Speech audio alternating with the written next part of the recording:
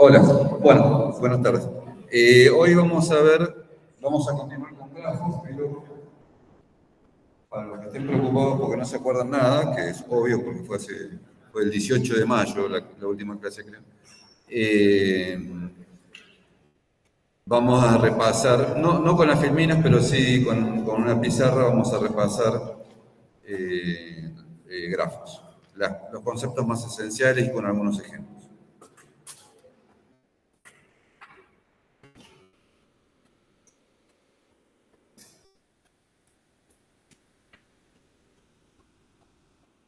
Hagamos una pizarra nueva.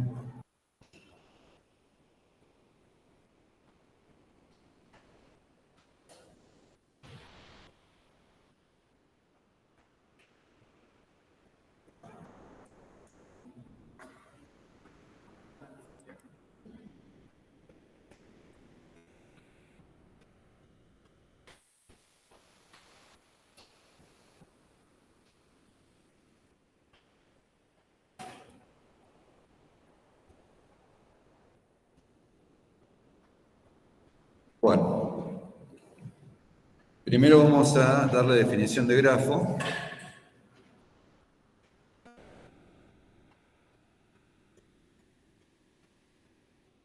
Veo horrible, como siempre.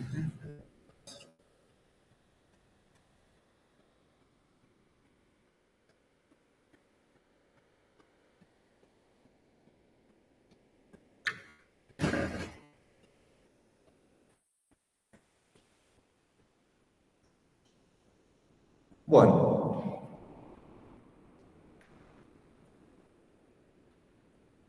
definición. Un grafo es un par que lo vamos a llamar G, V corta E, V corta viene por vértices y E por aristas en inglés, que se dice edges, donde V es un conjunto finito, podría ser infinito, pero nosotros vamos a conjunto finito, y E es un conjunto con, ahora aclaramos, ¿no? O recordamos, dos subconjuntos de B. Es decir, B es algo así como X1 y 1, X2 y 2, así, una cosa así, con X, Y sub I en B, ¿no? Es un conjunto que tiene dos conjuntos de dos elementos, pero que son elementos de B. Ejemplo.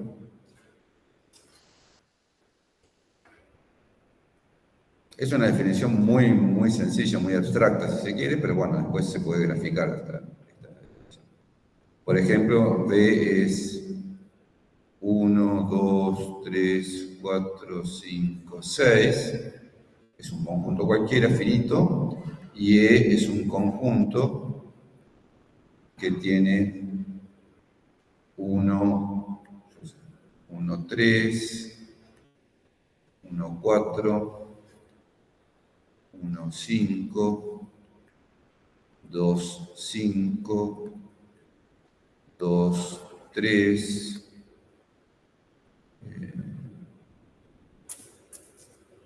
4,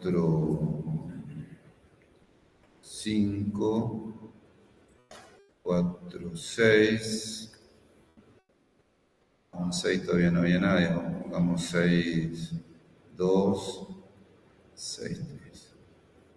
No tiene por qué haber orden, no tiene por qué haber nada, ¿no? Lo único que en los conjuntos no se repiten elementos. El orden no importa y no se repiten elementos. Bueno, nos olvidamos de decir, pero decimos ahora, B son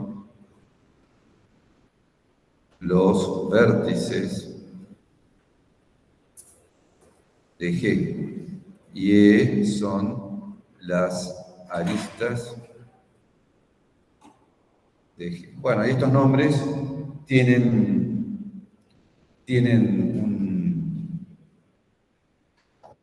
hay una idea gráfica entre estos nombres, vértices, aristas son cosas bastante gráficas. Si los grafos se grafican. Veamos cómo, veamos este ejemplo.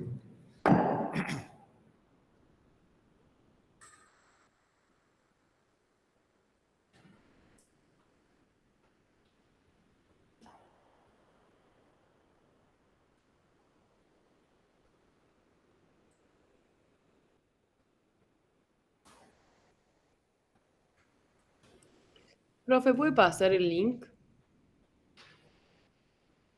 Grafiquemos este ejemplo donde hay 6 vértices y estas aristas. Entonces, ¿cómo se hace?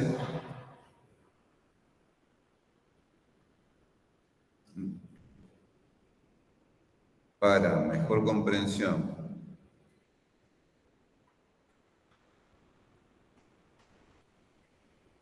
de algunos problemas,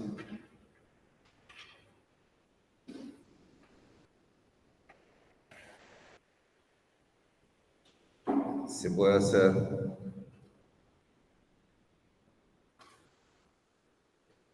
una representación gráfica de un grafo, o pictórica, digamos.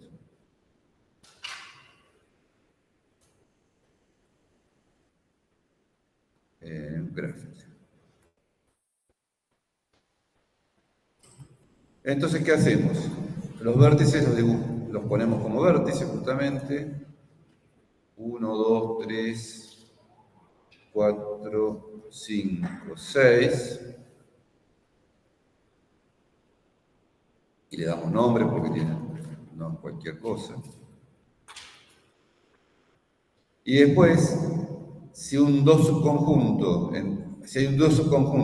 con un vértice y otro, los unimos con una arista. Por ejemplo, 1 con 3, para remarcar, 1 con 3 es 1 con 3. No se distingue nada de los demás, pero nosotros lo dibujamos negro. Después tenemos 1, 4, hagámoslo por lo menos con trazo grueso. 1, 4, este era un 4, se borró.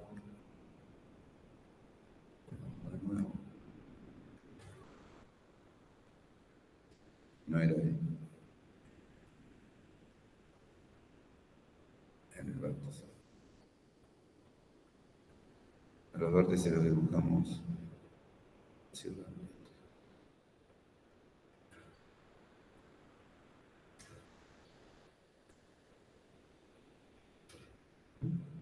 Entonces, ahora terminamos de dibujar todos los vértices. Tenemos 1, 3, 1, 4, 1, 5. No sé por si dibujo más finito. No sé. 2, 5.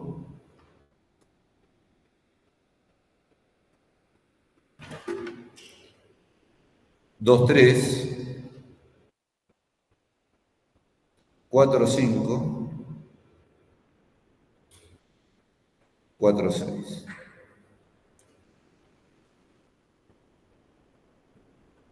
Ahí el 4 no se ve mucho. Había que levantar un poquito.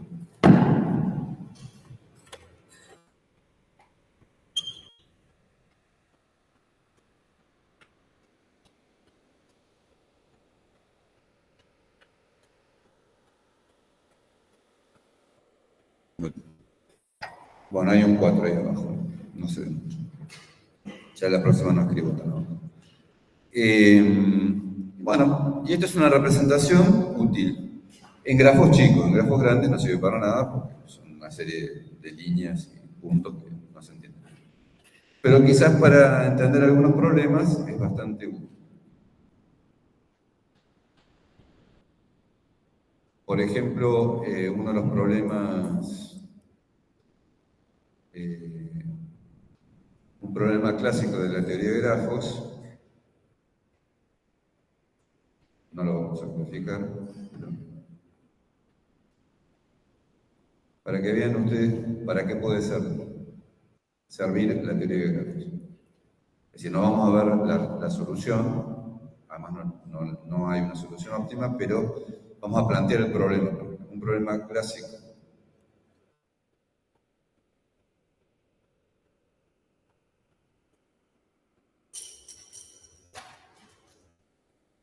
de la teoría de grafos. En realidad les voy a dar una variante más sencilla.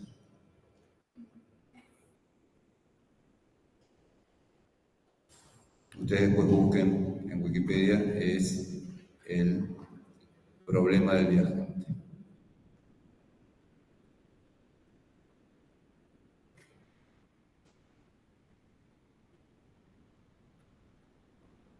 Que es obviamente trasladar a la teoría de grafos, porque ahora van a ver por qué. Un viajante tiene que visitar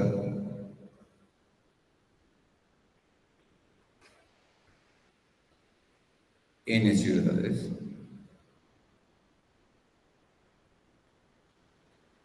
Las ciudades están conectadas por rutas, como todo el mundo sabe. Bueno, no, podría que no, pero en este caso sí. Están todas conectadas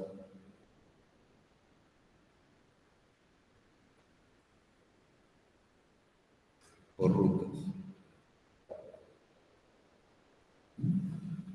Pero no todas están conectadas con todas. No todas están conectadas con todas.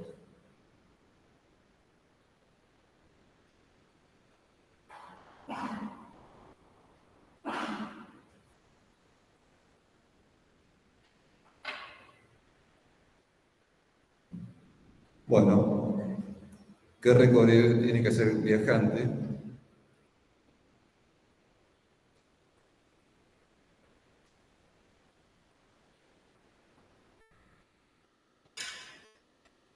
El viajante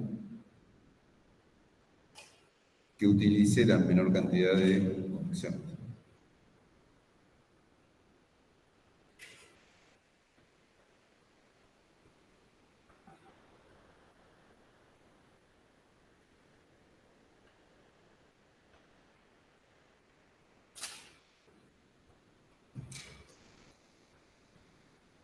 No, porque hay rutas que nos van a obligar a pasar varias veces por una ciudad. Bueno, esto me parece que es equivalente a las rutas que pasen la menor cantidad de veces repetidas por ciudad, por menor cantidad de ciudades. Sí, es equivalente. En realidad el problema del viajante es, a cada ruta se le pone un kilometraje, es más natural. ¿Cuál es el recorrido que pasa por todas las ciudades y tiene menos kilómetros? Acá piensen que todo recorrido entre una ciudad y otra es de 100 kilómetros. Bueno, entonces es lo mismo. Es una simplificación. Es decir, es el recorrido que usa menos conexiones. Bueno, y esto se representa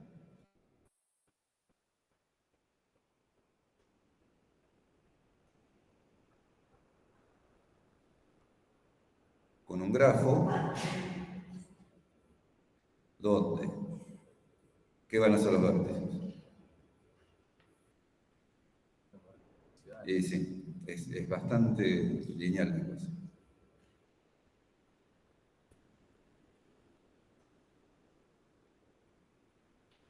Y las aristas son las rutas, las conexiones.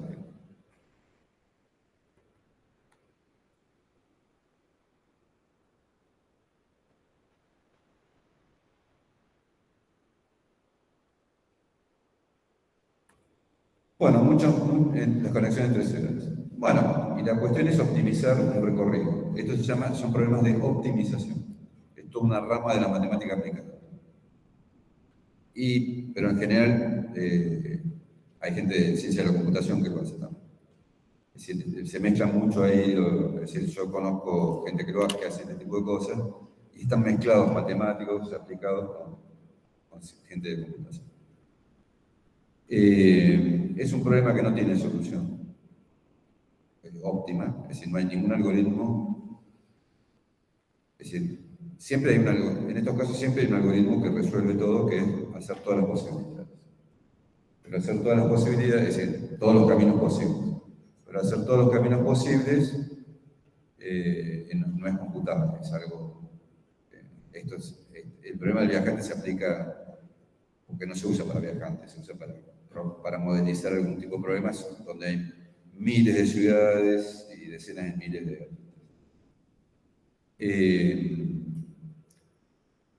bueno, y hay soluciones que son buenas, digamos, sin ser óptimas. La solución óptima no es computable, pero es lo que se llama un problema NP completo. También busquen Wikipedia. Pero este es un problema clásico que se puede modelizar con grafos. Es más, la teoría de grafos nació, ya vamos a ver eso en 2 clases, nació, la fundó Euler, un matemático suizo alemán, creo que. O era suizo, no me acuerdo. La fundó Euler porque él estaba en una ciudad y quería ver si podía hacer un cierto recorrido entre islas que estaban en la ciudad y puentes, ¿no? Entonces, cada región, una isla o un continente, era como un vértice y cada puente era una isla. Y él se planteó un problema, se tomó unos años para resolverlo, después se dio cuenta que era trivial, digamos, pensándolo como grafo, se dio cuenta que era trivial. Ya lo vamos a ver, un poco más. No trivial, pero digamos, pensándolo bien, era muy fácil de resolverlo. Y bueno, pero ya a partir de ahí lo pensó como grafo y a partir de ahí nació la teoría de grafos. Bueno,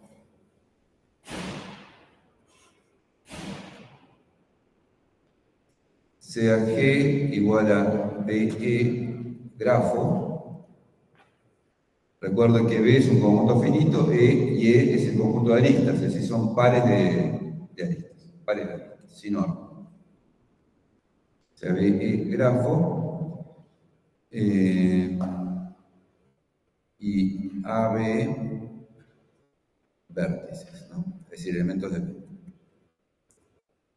Para remarcar, digo que AB pertenecen a B, ¿no? Para decir lo mismo de otra forma. Entonces diremos que A y B son adyacentes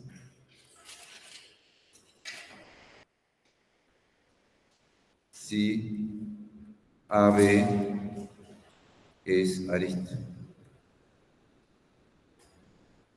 O lo que es lo mismo, si AB pertenece a B. Bueno, y si uno lo ve desde el punto de vista pictórico, está claro. Son adyacentes y 2 ciudades tienen una conexión. Pues en este caso de este grafo, el 1 es adyacente al 3, el 2 es adyacente al 5, el 6 es adyacente al 4. Bueno, es obvio que adyacente significa que se pueden conectar directamente. Entonces corresponde a la impresión pictórica que tenemos en un grafo. Y esto nos permite definir listas de adyacencia.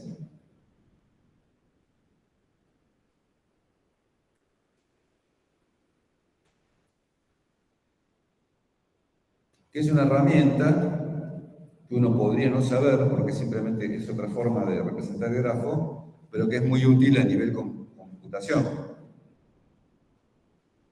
Porque la representación conjuntista del grafo, como es la definición, no tiene ningún inconveniente real.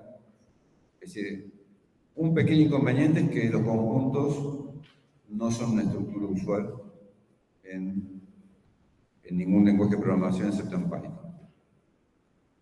Bueno, no sé, quizás en otro también, pero en C++, en JavaScript, en todos esos lenguajes que se usan ahora, no hay conjuntos, en Python sí. Pero ese no es el problema, porque uno puede definir la estructura de conjunto o algo parecido. El problema es que en general todas las operaciones de grafos se hacen, no todas no, pero muchas de las cómputos que hacen sobre grafos se hacen con adyacencias. Y saber si un vértice es adyacente a otro es fácil, pero saber cuáles son todos los adyacentes a un vértice no es fácil. Tenemos que recorrer todo el conjunto de arriba a abajo y determinar dónde está, cuáles son los adyacentes a A. Bueno, tenemos que ver todos los dos subconjuntos, tenemos que recorrer todas las aristas y ver cuáles son los dos subconjuntos que tienen A. Con la lista de adyacencia directamente nos da fácilmente todos los adyacentes. Ahora lo hacemos. Una lista de adyacencia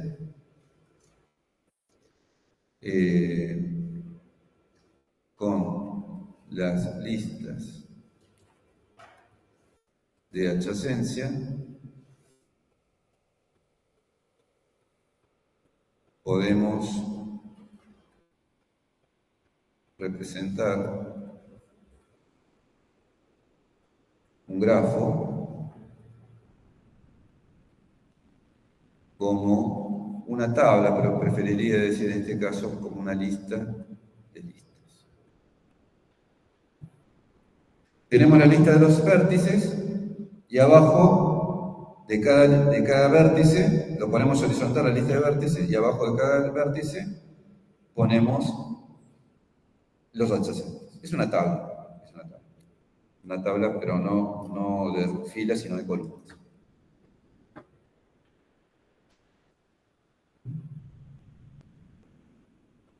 Entonces hacemos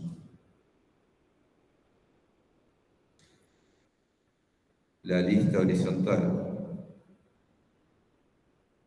Podría haber sido vertical, pero se hace horizontal. No sé por qué, pero todavía es horizontal de vértices y debajo de cada vértice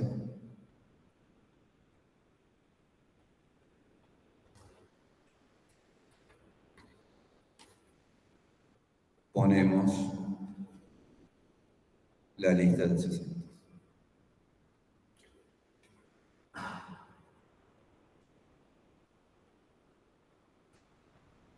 Ustedes me dirán, bueno, pero acá también, para calcular cada lista, cada columna, tengo que recorrer todas las aristas. Bueno, sí, pero es una vez. Después ya queda eso una tabla. Cuando la operación se repite muchas veces, bueno, tenerlo guardado ya evitan miles de computaciones. Veamos el ejemplo, que todavía debe estar pegado, así que lo podemos pegar.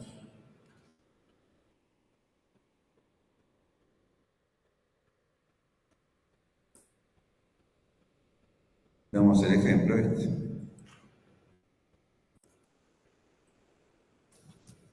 Pongo, como les dije, una lista horizontal.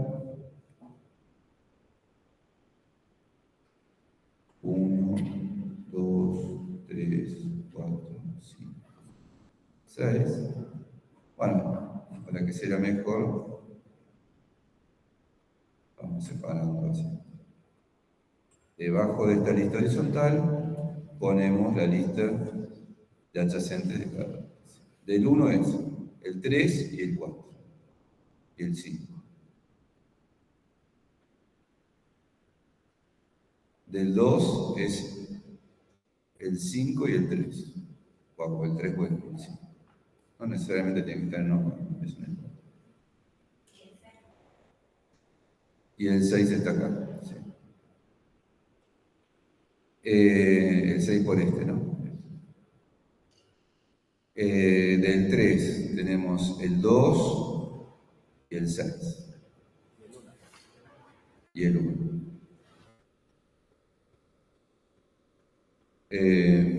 Del 4 tenemos el 1, el 5 y el 6. Del 5 tenemos, bueno, ya medio que no hay que inventar nada. Del 5 tenemos el 4, el 2 y el 1. Muchas veces se pone no, acá no lo tengo. Y del 6 tenemos el 4, el 2, el 3 y el 4.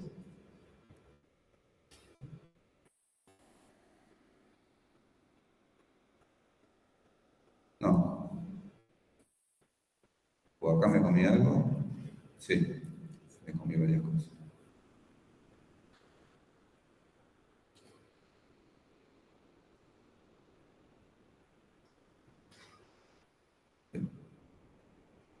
Bueno, suerte me di cuenta para que no quedara mal. Bueno, entonces, tenemos 1, 2, 3, 4, 5, 6, 7, 8, 9. Ah, son todos trivalentes, bueno, casualidad. 3 por 6, 18. Tiene que haber 18 vértices. Si hay 9 aristas. Bueno, y esta es la lista adyacentes. Entonces, si nos pregunta cuáles son los adyacentes del 3, es 2, 6, 1. Esto se representa muy fácilmente en cualquier lenguaje de programación. Todos los lenguajes de programación tienen arreglos o listas. Y esto es un arreglo de arreglos, ¿no? En Python, para los que saben algo de programación,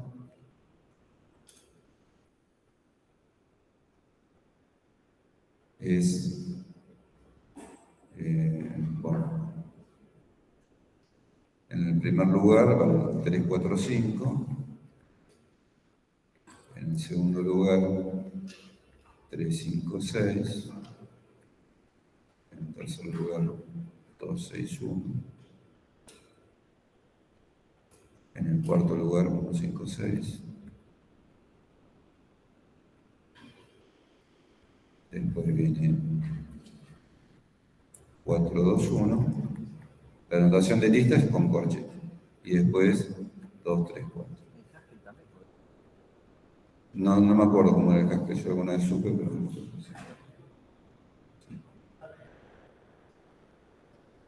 Y bueno, el primero es, el primer lugar es el primer vértice. En realidad, esto en Python, el primer lugar tiene la coordenada 0 en Python. Entonces, acá sería del 0 al 5. Pero bueno, uno mentalmente dice el 0 es 1. Y dicen que en Haskell parece que es parecido. No sé. Es igual. Bueno. Entonces, mejor todavía porque así entienden más, ¿no? En Haskell se podría representar así este grafo. Perfectamente. Y dándose cuenta que el primer lugar es el 1. ¿No? En general, en los arreglos, en Haskell supongo que también empiezan en 0. Bueno, yo empecé en 1. No es que empecé en 1, simplemente mentalmente podrían llamarse A, B, C, D, E, F, y sería la misma representación, pero yo tengo que saber que el primer lugar es A, el segundo lugar es B, y por supuesto tengo que reemplazar 3, 4, 5 por A, B, C, D, E. No es fundamental. Lo importante es que es una lista de listas. Muy fácil de representar en cualquier lenguaje de programación y en general con los algoritmos que más se usan en grafos es la mejor representación que hay. Bueno, no hemos visto mucho más que eso, solamente hemos visto la definición de grafos, la forma pictórica y las listas de adyacencia. Creo que no vimos nada más. Entonces ahora vamos a pasar a clase 2.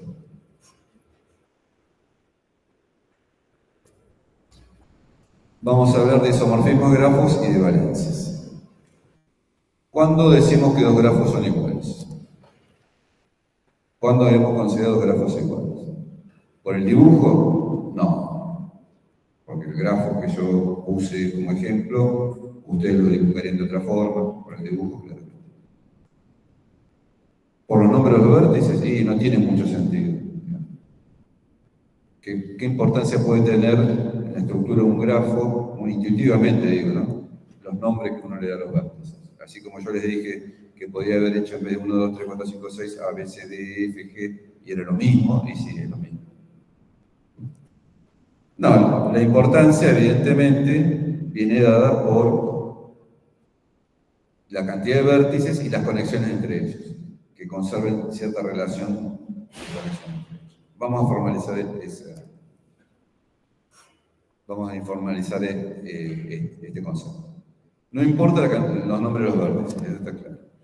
Un grafo se puede dibujar de muchas maneras, lo que acabo de decir. La propiedad característica de un grafo es la manera en que los vértices están conectados por aristas.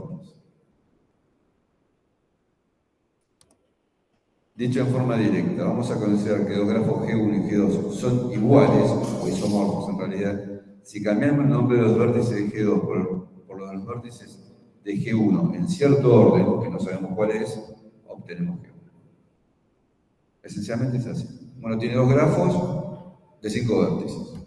Uno tiene el nombre 1, 2, 3, 4, 5 y otro A, B, C, D, E, F.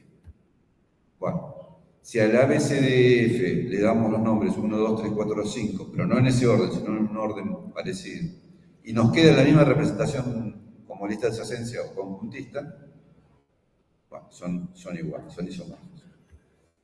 Vamos a formalizar esto de ponerle el mismo nombre.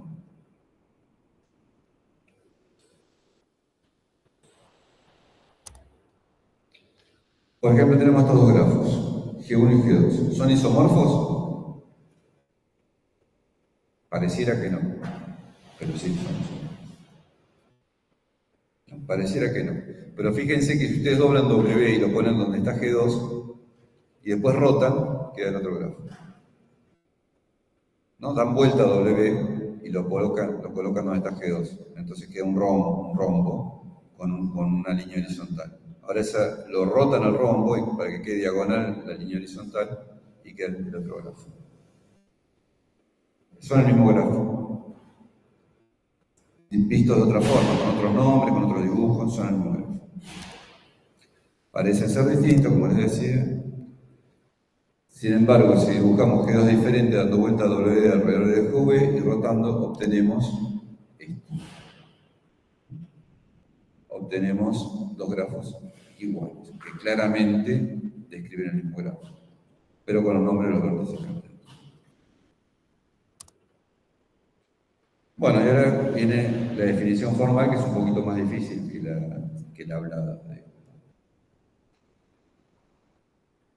¿Ustedes han visto funciones biyectivas? Sí. Bueno, es como si no lo hubieran visto, pero es decir, no es un concepto fácil, entonces si lo han visto, mucho mejor. Dados conjuntos X e Y, diremos que una aplicación de f de X e Y es biyectiva si para cada Y perteneciente a Y existe un único X perteneciente de X tal que f de X es igual a. En realidad, bueno, está bien, es eso. Y bueno, en esta propiedad, no sé si la han visto, que toda función biyectiva tiene inverso. Teorema que no vamos a demostrar. F es biyectiva si solo si F tiene inversa. Es decir, si F menos 1, si existe F menos 1 de Y en X, tal que F de F menos 1 de Y es Y y F menos 1 de F de X es X. Si X e Y son iguales y los conjuntos son finitos, es una permutación. Las funciones biyectivas entre un conjunto finito son permutaciones, con lo cual ustedes también están acostumbrados.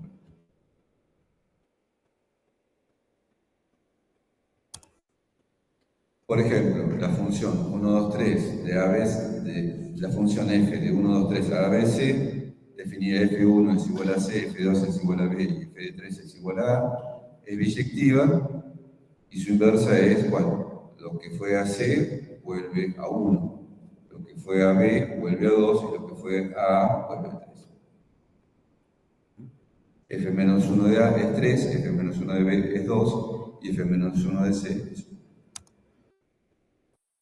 Bueno, y ahora viene la definición de grafos isomorfos. Dos grafos, G1 y G2, se dicen que son isomorfos cuando existe una biyección alfa, llamémosla biyección, entre el conjunto de vértices de G1 y el conjunto de vértices de G2, tal que no solamente tiene que haber una biyección entre vértices, tiene que respetar las aristas en la biyección. Si X y es arista de G1, entonces alfa de X, alfa de Y es una arista de G2. y viceversa. Si zx es una arista de G2, entonces alfa menos 1 de z, alfa menos 1 de W es una arista de G1. Dicho de otra forma, alfa lleva todas las aristas de G1 a todas las aristas de G2, sin repetición. Esa es la forma más fácil de verlo, ¿no? Alfa lleva a cada arista de G1 en una arista de G2, como dice el primer ítem, y la lleva a, es decir, es una función biyectiva entre aristas también. Lleva a cada arista, todas las aristas de G1 a todas las aristas de G2 sin repetición. Es inyectiva y subyectiva.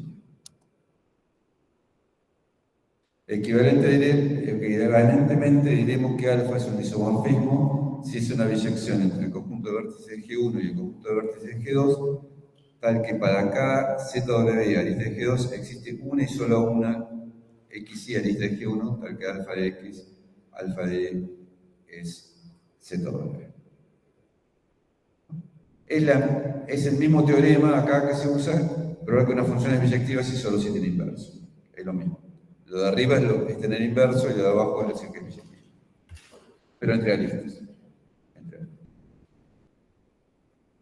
La segunda definición me parece que es más clara, ¿no? Es decir, por lo menos si uno ve gráficamente, si con grafos chiquitos, es muy fácil ver si cada arista de G1 va a una arista de G2 y bueno,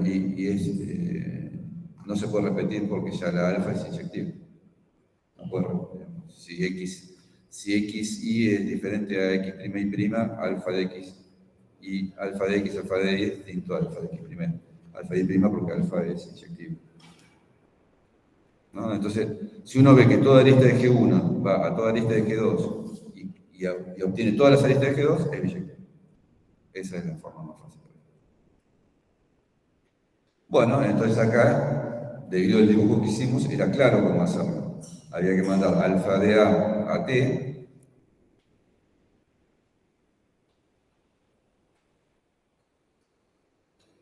Vamos a ver si tengo suerte. Alfa de B a B. Alfa de C, mandarlo a W. Es una forma, ¿no? Hay algunas variantes. Y D, al único que queda que es A. Y eso venía dado por el dibujo.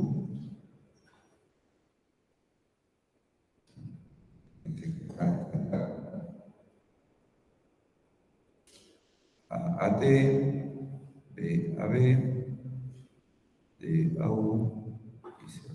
Acá estamos juntando. Es el mismo isomorfismo, dibujado diferente. Sí.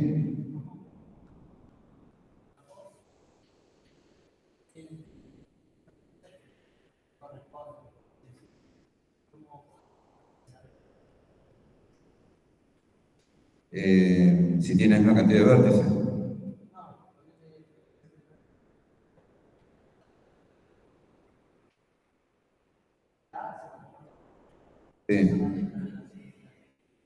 Y ese es la función alfa me preguntan cómo se llama la relación entre vértices. Bueno, es la función alfa, que es el isomorfismo. Sería alfa. Lo que está en rojo es alfa. Es el isomorfismo. Esa relación se llama isomorfismo. Pero no alcanza con que mande todos los cuatro vértices y los cuatro vértices. Tiene que también mandar, entonces la arista AD la tiene que mandar a una arista. AD lo debe mandar a TU. ¿No? La arista AD la manda a TU. AD la manda a TU, AB la manda a TB, DC la manda a UW, BD la manda a U. Manda todos los vértices en todos los vértices y todas las aristas en todas las aristas. Eso es lo que tiene que hacer un isomorfismo. Y siempre en forma biyectiva, siempre en forma inyectiva.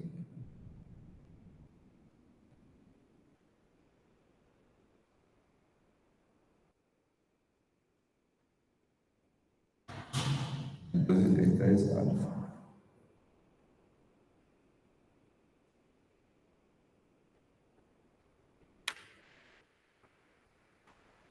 Podemos comprobar que cada arista de G1 le corresponde a una arista de G2 y viceversa. Eso es fácil.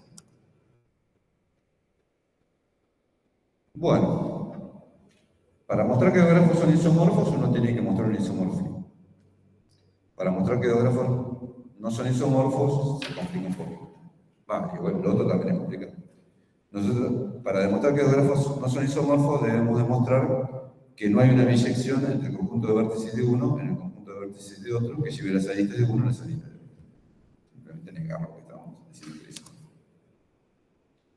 Si los grafos tienen un diferente número de vértices, entonces no es posible ninguna biyección entre vértices y los grafos no pueden ser isomorfos. Primer criterio. Si tienen distinto número de vértices, no. Si los grafos tienen el número de vértices, tienen el mismo número de vértices, pero diferente número de aristas, entonces hay biyecciones de vértices, pero ninguna de ellas puede ser un isomorfismo. Es decir, segundo criterio, si tienen diferente cantidad de aristas, si tienen misma cantidad de vértices, podrían ser isomorfos. Pero si tienen diferente cantidad de aristas, no pueden ser isomorfos.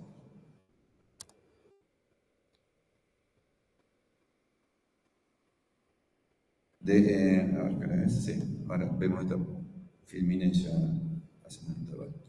Sea G, BE un grafo, se dice que G', B', es un subgrafo de G de BE, si G' es un grafo por sí solo y B está incluido en B' y E' está incluido en B. Algunos subgrafos de este grafo, por ejemplo. Pongamos el nombre porque acá está por dibujo, ¿no? 1. Nunca pude entender cuánto dibujo y cómo dibujo. Y lo voy a intentar.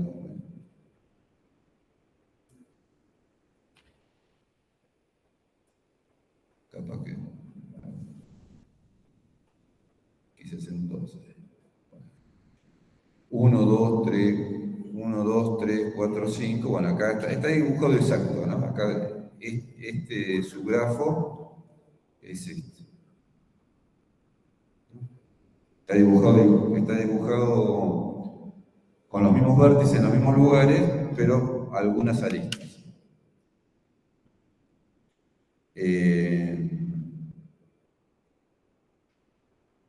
Estos son subgrafos, es un concepto muy sencillo. En la tabla de adyacencia sería una subtabla de adyacencia. Y en la definición sería las mismas, algunos vértices y algunas aristas que estaban en el original con esos vértices.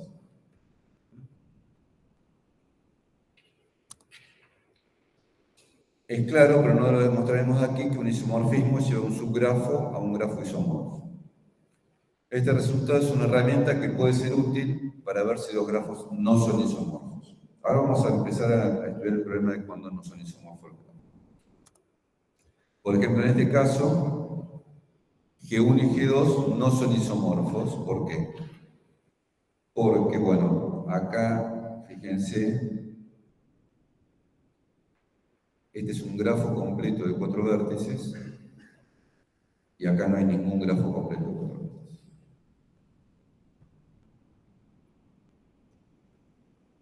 K4, esto no lo repasamos, K4 son los grafos, la otra vez vimos el grafo Red, K4 es el grafo completo de 4 vértices, ahora lo repaso cuando volvemos. Y ¿qué significa el grafo completo? Que tiene todas las aristas posibles, todas las conexiones posibles están. Entonces, en G1 hay un grafo completo de 4 vértices y en G2 no lo hay. Es medio intuitivo porque uno podría decir porque no lo hay, bueno, uno se da cuenta que no lo hay. Pero, bueno, ahora hacemos un intervalo de 10 minutos, un poquito más por ahí, hasta las I10. Hasta las I10, pero ahí arrancamos y ya después terminamos la clase. Vamos a por algunas preguntas que me hicieron, vamos a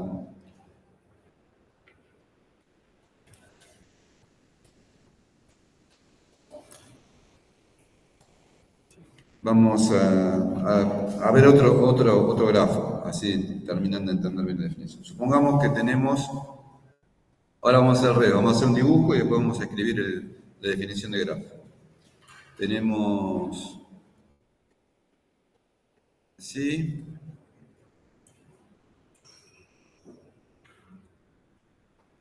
Así y así. Bueno, esto es un grafo. Pongámosle, usemos la notación de lista, 0, 1, 2, 3, 4, 5, 6, 7, 8. Esto es un grafo. Que estén separadas las cosas, que haya un punto aislado, no invalida que sea un grafo. D es 0, 1, 2, 3, 4, 5, 6, 7, 8. Son 9 puntos. Y E, que es, bueno, son todas las aristas que vemos ahí. 0, 1, 0, 2, 0, 3, 5, 6, 5, 7, 6, 8.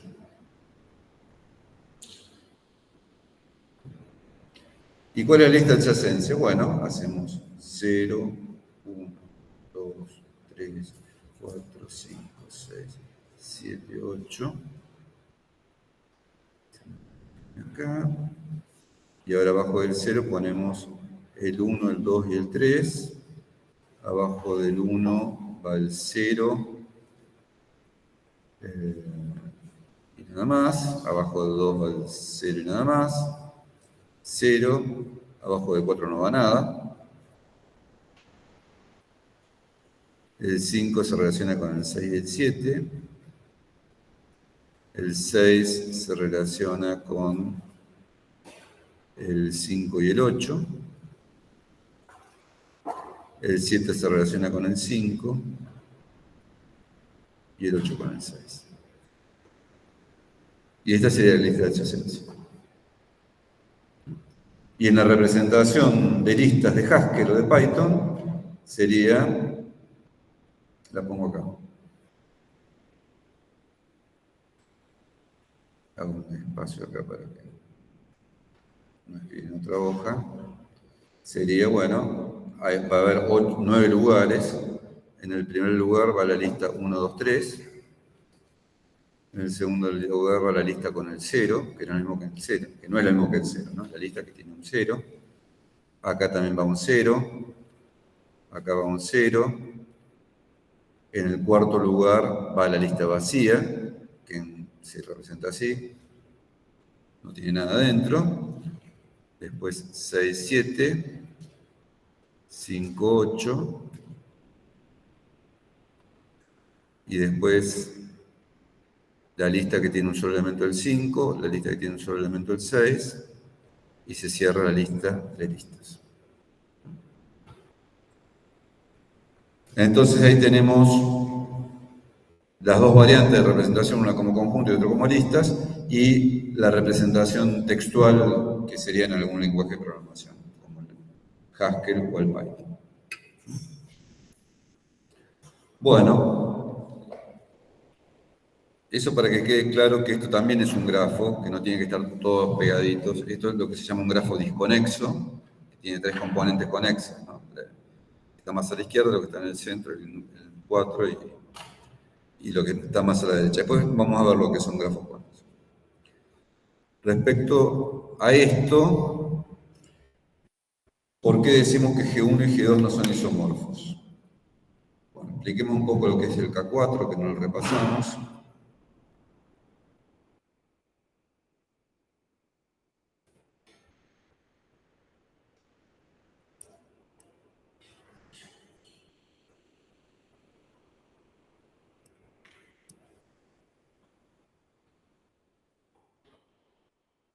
Bueno, primero vamos a recordar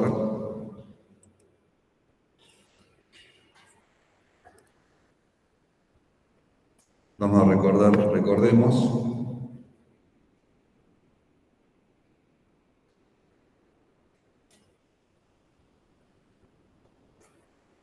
que Kn es el grafo de n vértices donde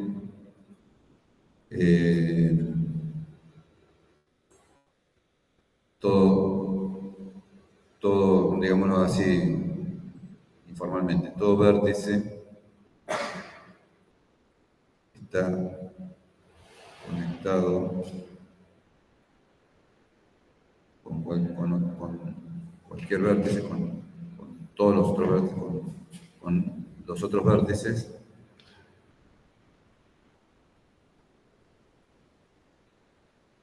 por la lista.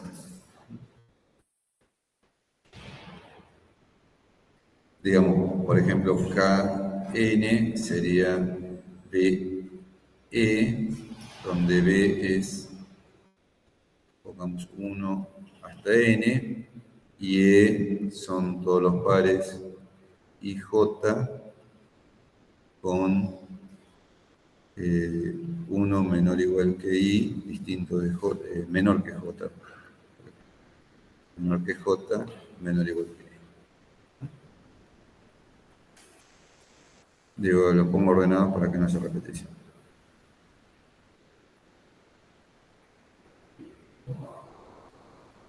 No, son todos los pares posibles, IJ.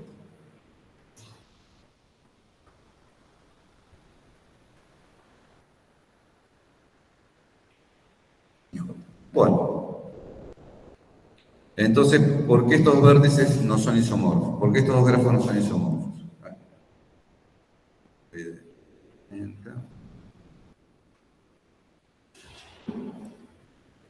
No, tenemos estos dos grafos. Observemos que K4, observemos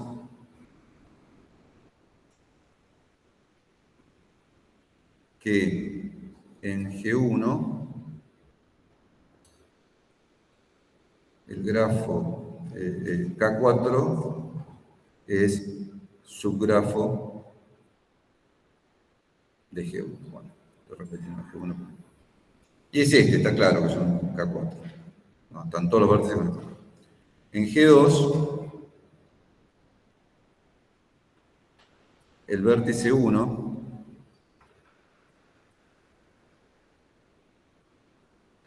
no puede ser parte de un K4, ¿no? ¿Por qué?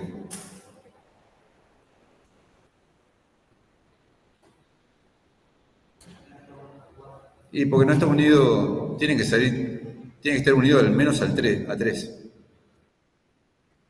Al menos a 3. Acá este está unido a 4, pero si seas parte de un K4 tenés que estar unido a todos los demás, que son 3. Y 3 tampoco. ¿No? Entonces ya no queda, quedan 3 vértices para ser candidatos de un K4, no alcanza.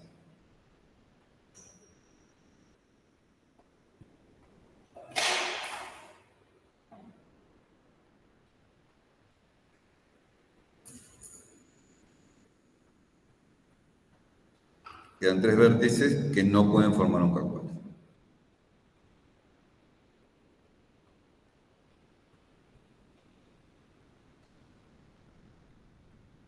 No pueden formar porque el K4 tiene 4 vértices. Bueno, esa sería una demostración.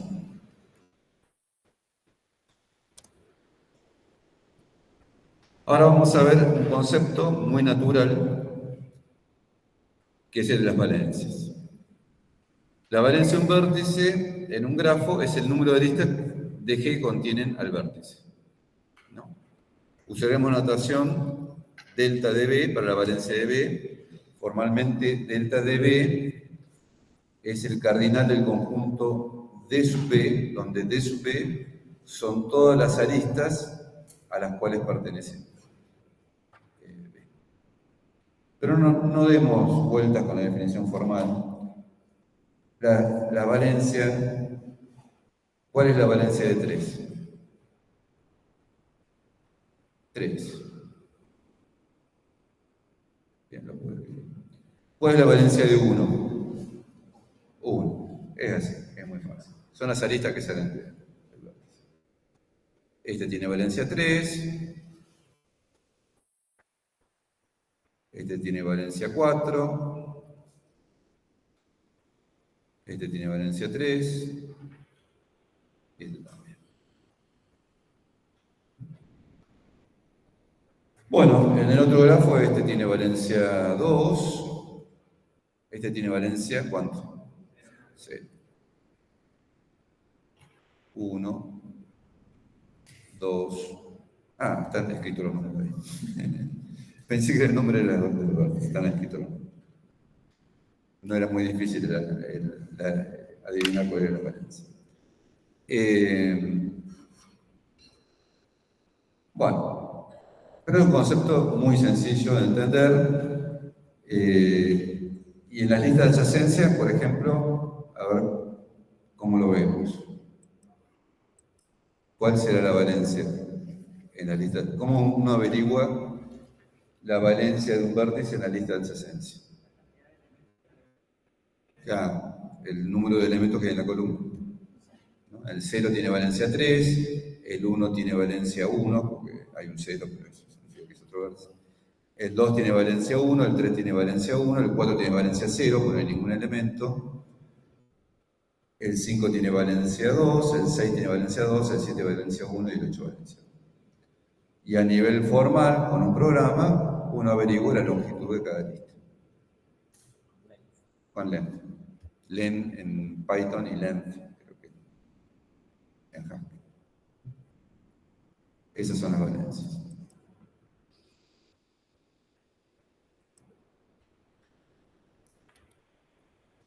Es muy sencillo.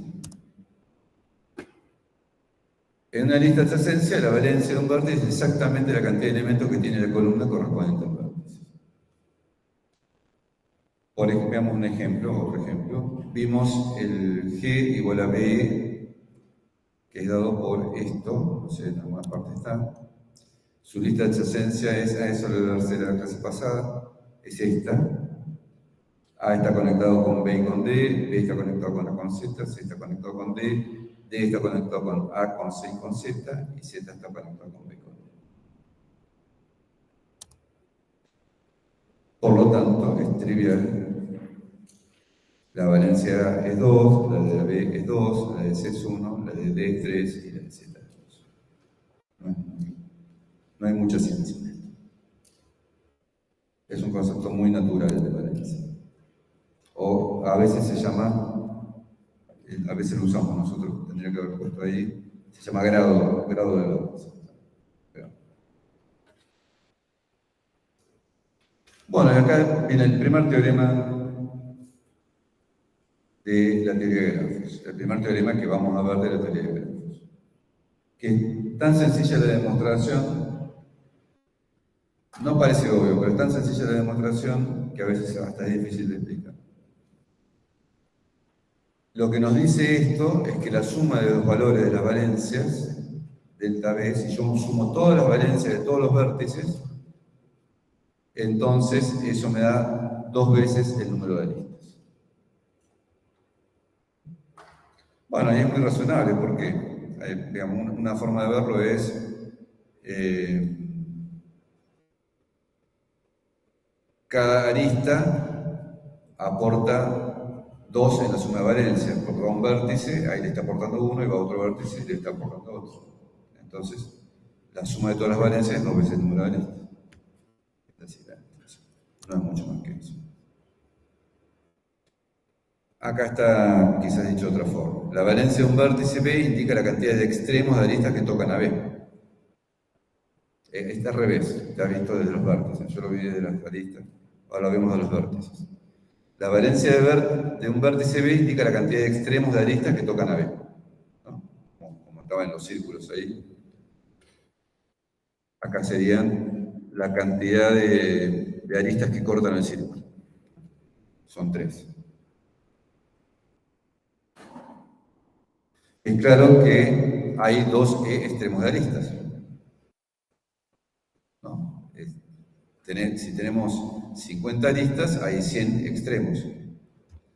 Luego, la suma total de valencias de los vértices es 2. Bueno, es más o menos todo lo mismo. Con que lo entienden intuitivamente,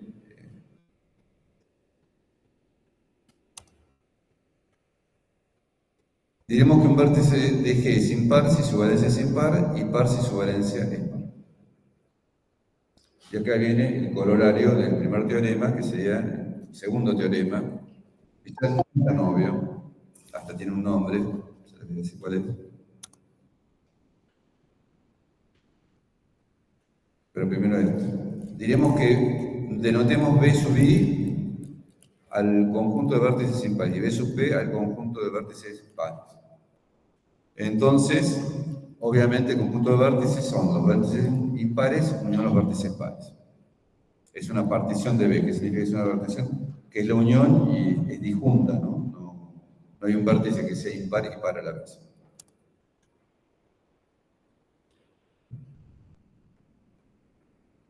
Entonces, bueno, primero les voy a poner el enunciado para que sepan a dónde vamos, porque si no, no se sabe a dónde vamos. Lo que vamos a probar ahora es que el número de vértices impares es par. Recuerden que un vértice es impar si tiene valencia impar. Bueno, el número de vértices impares es par. Por ejemplo, acá este tiene 3, acá son todos impares. No, alguno tiene que ser par. Este es par. Entonces hay 4 vértices impares. Es par.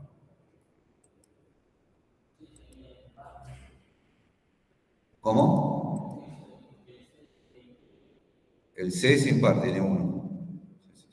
Recuerden que el 0 es par, ¿no? No sé si saben que el año pasado o el anteaño se armó una discusión en Twitter. Gente que decía que el 0 no era impar. No era par ni impar, era 0. Bueno, el 0 es par. Que no lo sabe no puede reprobar la materia. Este, por ejemplo, tiene el 5 y el 6 solamente son pares. Bueno, tenemos que ver los impares. ¿Cuáles son los impares? El 0, el 1, el 2, el 3, el 4, sí, el 4 es. Estaba justamente contradiciendo lo que decía. 0, 1, 2 y 3 son impares y el 7 y el 8 son 6 vértices impares. Siempre el número de vértices impares es par. Teníamos otro ejemplo, ¿no? No, este no. Este tenía todos los vértices impares, y eran 6 vértices. Eran todos los vértices de valencia 3. Este. Pero había otro ejemplo. Uno que dibujé que era desconexo. ¿Dónde está? Ah, este ya dice. Bueno. Entonces vamos a probar formalmente que el número de vértices impares es par. Entonces, como B es la unión de los vértices impares y los vértices pares, la sumatoria sobre todos los vértices la podemos descomponer en 2 sumandos. La suma de las valencias de todos los vértices impares, que sería esto, y la suma de las valencias de todos los vértices pares, que sería esto. Y eso es por el teorema igual 2 veces la cantidad de aristas. El teorema nos dice que esa suma es 2 veces la cantidad de aristas. Ahora bien, la suma de las valencias de los vértices impares, que es esto, va a ser 2 veces la cantidad de aristas menos la suma de las valencias de los vértices pares. Pero el 2 por algo es par, y la suma de pares es par. Entonces, esta sumatoria de los vértices impares es impar. Y acá hay una propiedad que no todo el mundo la tiene muy presente, pero que es bastante intuitiva. Si uno suma una cantidad impar, números impares, da impar. Una suma, si uno suma 5 números impares, eso da impar. ¿No? Porque la suma de 2 pares da par, la otra 2 pares da par, y el que queda es impar. ¿No? Véanlo, congruencia módulo 2. Es congruencia módulo 2. ¿No? Son todos unos, y si uno suma 5 unos, me queda congruente a 1 módulo 2, es impar. Entonces la suma de impar de impares da impar. Por lo tanto, para que la suma de los vértices impares dé par, la cantidad de vértices impares tiene que ser par. Y ahí se deduce.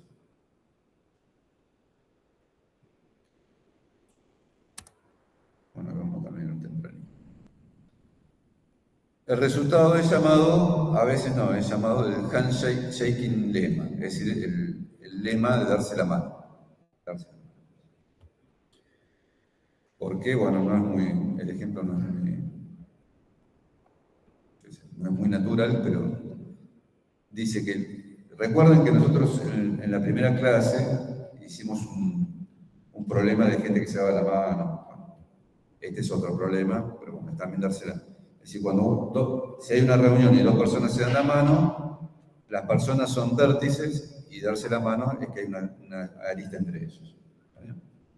Entonces lo que dice el handshaking lema, que el número de personas que le ha dado la mano a un número impar de miembros del conjunto es par. Ni siquiera es fácil de decir. El número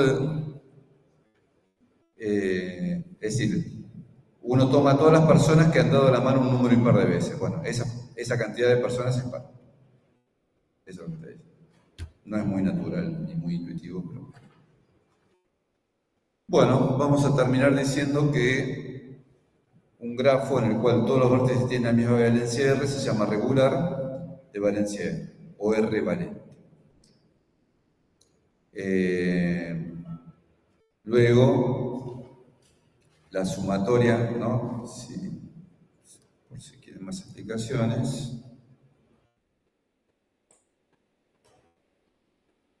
¿No? Entonces, un grafo.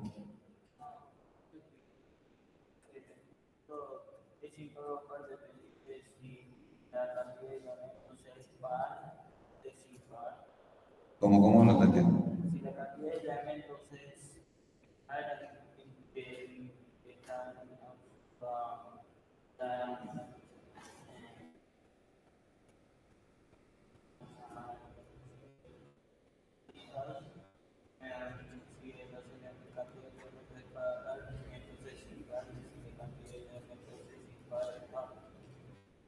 ¿De qué elemento?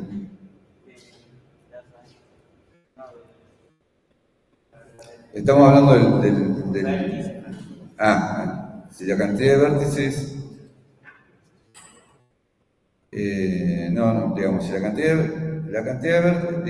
de vértices no tiene mucho que ver con ese tema porque el número de vértices pares puede ser par o impar, eso no importa.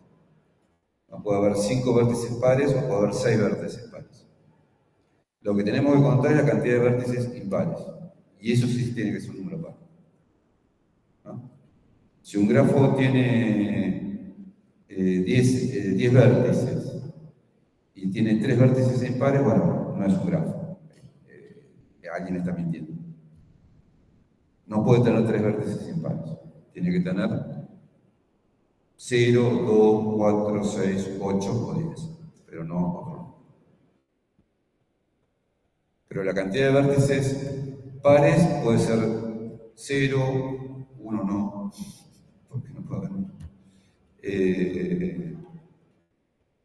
Sí, podría haber uno. Sí, podría haber uno impar. Sí, uno solo par, 2, 3, 4, 5, 6, 7, 8, 9. Lo que uno quiera. No hay limitaciones sobre la cantidad de vértices. Veamos un grafo que tiene todos los vértices con las mismas valencias. Un grafo donde todas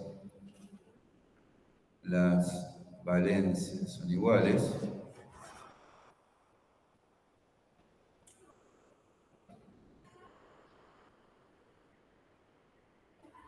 se llama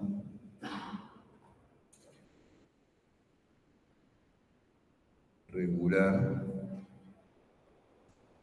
o R valente, si las valencias son R, ¿no? Si las valencias valen R. Entonces, por ejemplo, K4,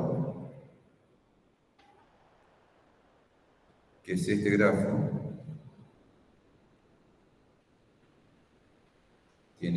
es 3 valente.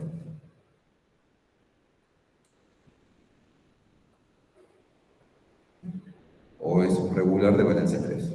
Se dice así, regular de valencia 3 o 3 valente. Observen lo siguiente. Recordemos, sea G un grafo R valente. Un grafo regular de valencia R. Entonces, sumatoria de todos los vértices, de la valencia de todos los vértices, vimos que es 2E. Es 2 veces la cantidad de aristas. Pero la valencia siempre vale igual. R. Como la cantidad de vértices, es decir, que la sumatoria de esta es R por la cantidad de vértices. Entonces, en un grafo de R valente, la cantidad de vértices por la valencia nos da el número de aristas. Obviamente, uno de esos números tiene que ser par.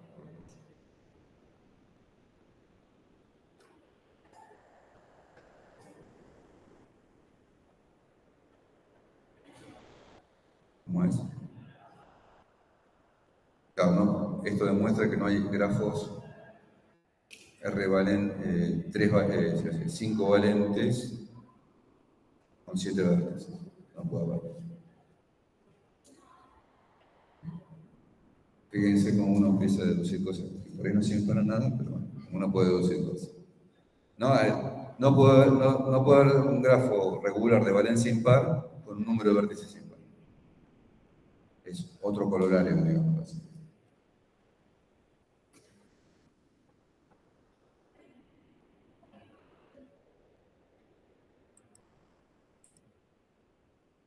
Bueno, los ejemplos que tenemos son los KN, los completos de n vértices, que cada vértice visita n-1 elementos, entonces son n-1 valentes.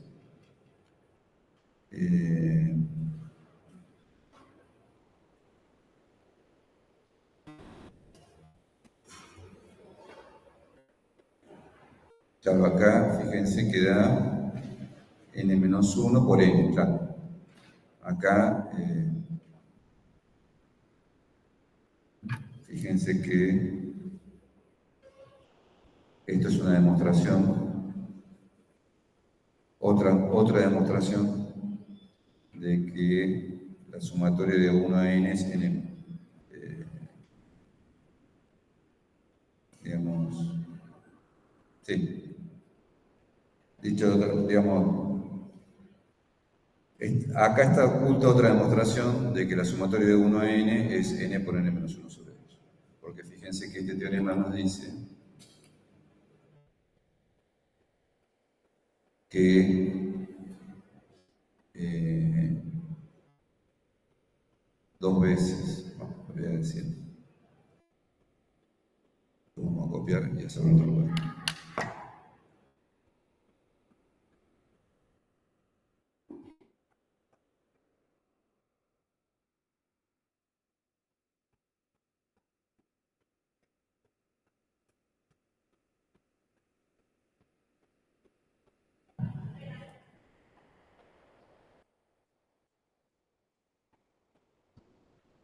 Bueno, fíjense que tenemos que en un grafo R valente tenemos esta fórmula. R por el número de vértices es 2 veces el número de aristas. Y acá tenemos que Kn es n-1 regular n-1 valente. Eso implica que 2 veces el número de aristas, es decir, es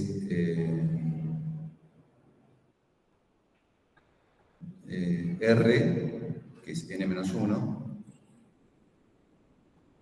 por n, ¿no? Porque la cantidad de vértices es n. Eso implica que el número de aristas es n por n-1 sobre 2.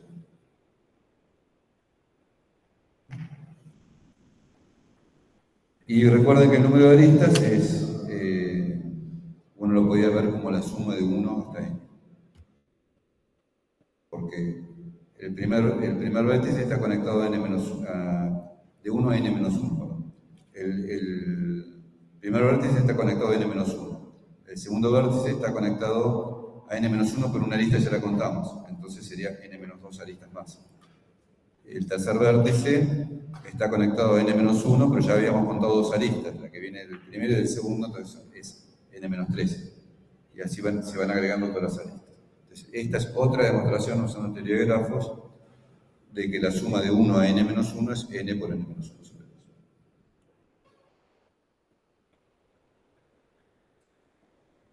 2. Usando este teorema, el primer teorema de teoría de grafos.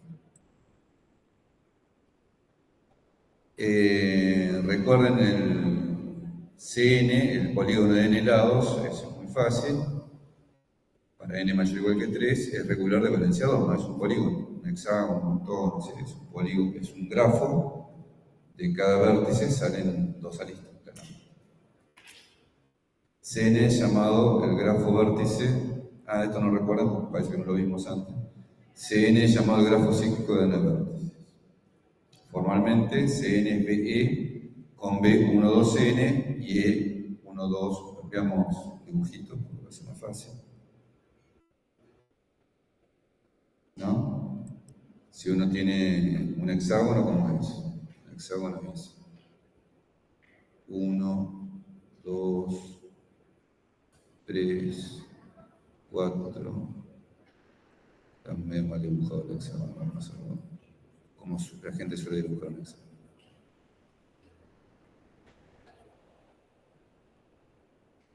Uno, 2, 3, 4, 5, 6. ¿Y qué es un hexágono? Es un grafo. No es que sea un grafo, lo podemos ver como un grafo. Entonces el grafo hexágono, si quieren llamarlo,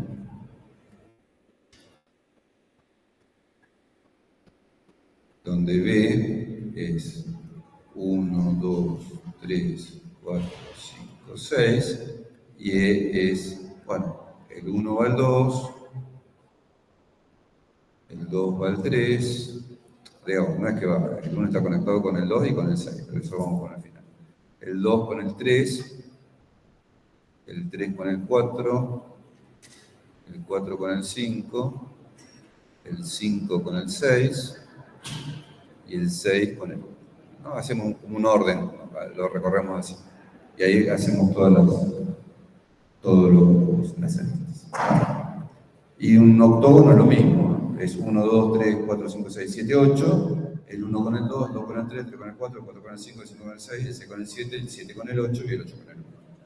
Es todo lo mismo. Y se generaliza, obviamente, a esto. El 1 con el 2, el 2 con el 3, n-1 con n y n con 1. Ese grafo cíclico de n vértices, que tiene un papel importante en la teoría de grafos porque hay veces que muchas veces, hay muchos problemas donde uno requiere encontrar un subgrafo del grafo que es un ciclo, un grafo cíclico. Quiere pasar por ciertos puntos una y solamente una vez, excepto al final que vuelve al origen. Es un camino sin cruces. Es un camino de ida y vuelta sin cruces. Y eso es muy importante en teoría de grafos. Bueno, por hoy terminamos. Seguimos el martes que viene. con más telégrafos.